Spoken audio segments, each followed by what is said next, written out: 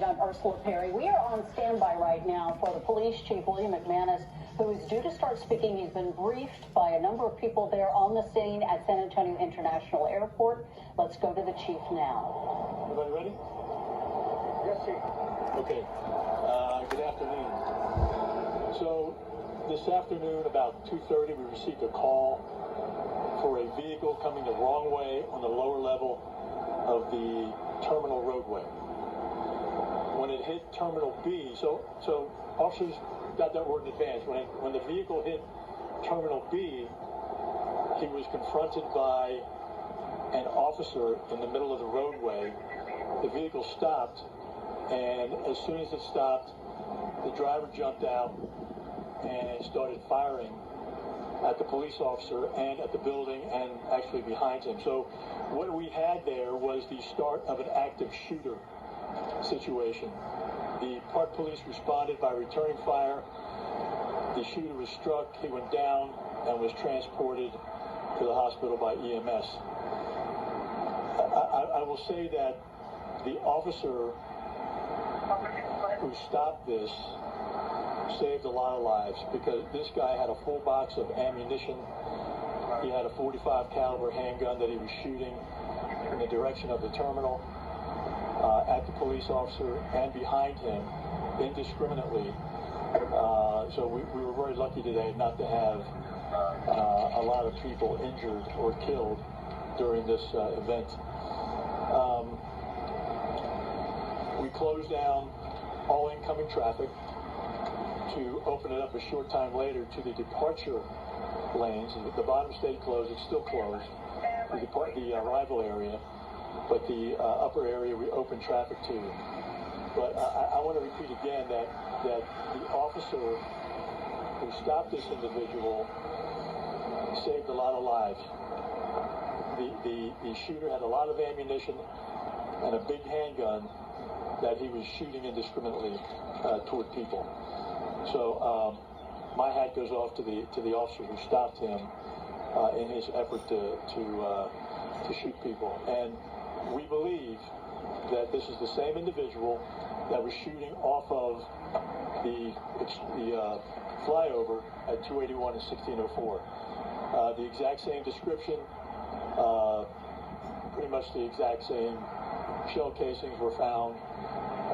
So we believe that it is the same person. Let me just recap again. 2:30, we get a call for a vehicle coming the wrong way on the lower level. The vehicle was stopped by a police officer at Terminal B. The driver jumped out and immediately started shooting at the police officer, shooting into the terminal and shooting behind him before he was stopped by an officer who returned fire. The shooter went down. He was treated by EMS and eventually transported. He was pronounced at the hospital. The officer, in my opinion, was a hero today. Saved a lot of lives that could have been lost by this active shooter. We do have some history with him. We believe there were some mental health issues related to this individual. And I want to ask Tom Bartlett, the Deputy Director of Airport Operations, to come up and talk about airport operations and how they were affected. We'll answer questions at the end. We'll answer questions at the end, guys. We'll just go through this briefly. Yes, thank you. Yeah, next, Tom Bartlett, Deputy Director, Aviation Department. And just to give you an update of the impacts on passenger traffic in and out, as the Chief had mentioned, that lower level, which is the arrival passenger level for pickup, is closed, remains closed. And all traffic is being routed to the upper level, which is a departure level. So we have passengers that were arriving or up on the departure level to meet their parties to be picked up and to leave. Also, the passengers arriving can also utilize the tunnel or the above roadway crosswalk to get into the parking garage as well. The FAA, Federal Aviation Administration, initially put a ground stop for any arriving and departing flights. That has been lifted, so we have flights coming in. You just heard one in the background. So we have arrivals, and also we're going to be departing shortly.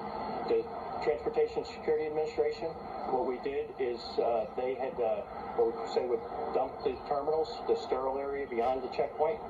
We took all the passengers that were in the waiting to board the aircraft. We moved all those passengers back into the main lobby of the terminal, and they're being rescreened right now or very shortly. So we're starting to recover with our operations. Might be a little slow, but we'll be able to gain, and we see a lot of traffic behind us here. So people are moving. It might be a little congested for a little bit, but we're striving to get back into regular operations here as quickly as possible. Thank you.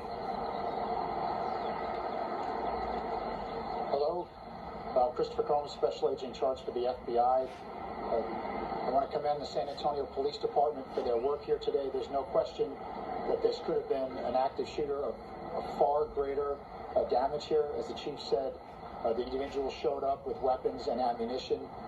That police officer that stopped that man undoubtedly saved numerous people that were in that lower level of the airport. We responded to the scene as soon as San Antonio Police notified us, as we do with all active shooters. This is a local investigation.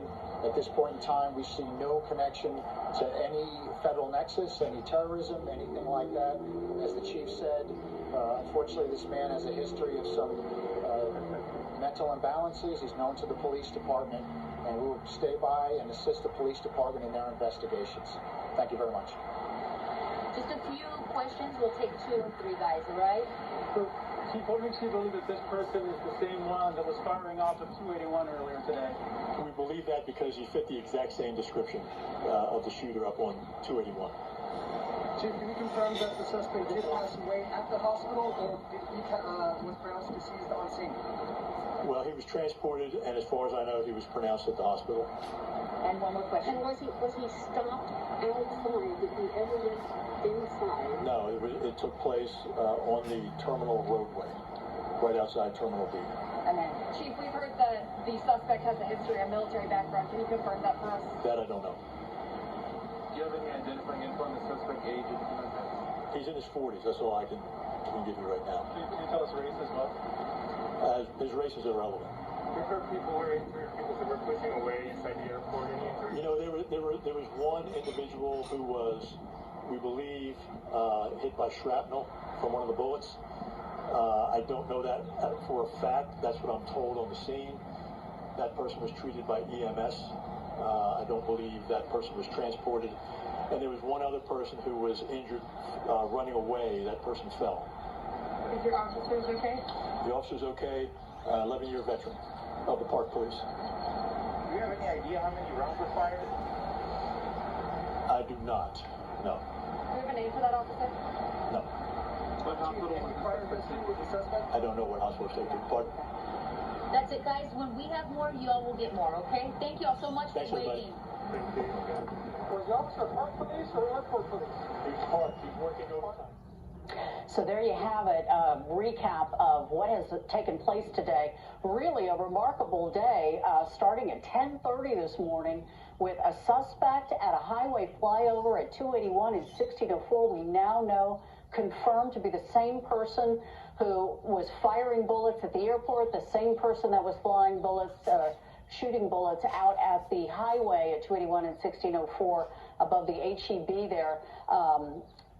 The police chief saying that it all began, this latest episode, though, all began around 2:30 this afternoon with a driver going the wrong way on the lower level at Terminal B.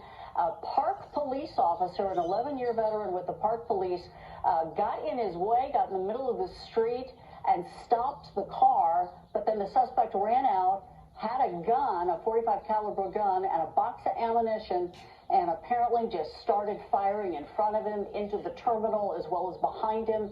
We're being told that the Park police officer should be considered a hero because he returned fire and stopped the shooter from continuing to shoot.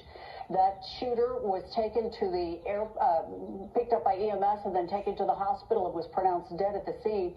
We're not getting too many details about the Park police officer who stopped the shooter, except that he's an 11-year veteran with Park Police. We do know now that the gunman, again, the same gunman from this morning where there was an active shooting at a highway overpass, is the same gunman here at the airport. Police know who he is. They've had dealings with him before, and they believe there were some mental health issues. They're not giving us too much information, just saying he's in his 40s. But he was prepared to do a lot of damage and potentially hurt a lot of people. He had a box of ammunition and a .45 caliber handgun. We're being told that the airport is beginning to open up. It is allowing flights to come in, but flights going out are slowly recovering right now. The bottom area of the airport is still going to be closed. Everything is operating on the upper level of the airport right now. All of the people who are waiting to get on a plane were evacuated out of the terminals. They are now being allowed back in, but they're having to be rescreened before they can get on flights. Again, all coming to an end without very much injury. We're not hearing anything more than 2 people being injured in this incident other than the shooter who was killed. One person hit by shrapnel from that gunfire being treated at EMS at the scene, but was not transported to the hospital. Another person running away from the shooting apparently tripped and fell and hurt themselves that way. They were transported to the hospital. So again, things are beginning to come back to normal at the San Antonio International Airport, but it will be congested for quite some time. You need to check your flights if you have any dealings there this afternoon and evening. We are going to have a complete wrap-up of all of the day's events coming up next in just about a half hour on KSAT 12 News at 5. We'll see you then.